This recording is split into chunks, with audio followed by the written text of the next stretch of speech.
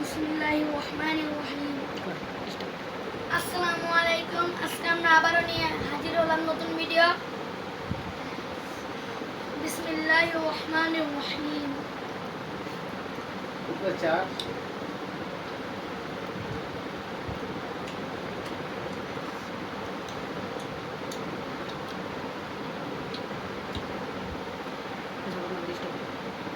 আমরা অনেক দিন ধরে ভিডিও দিতে পারছিলাম না, কারণ আমাদের এক্সাম ছিল। তাই আজকে সেই ভিডিওটা দিলাম। আপনারা অনেক দিন ধরে রিকোয়েস্ট করেছিলেন।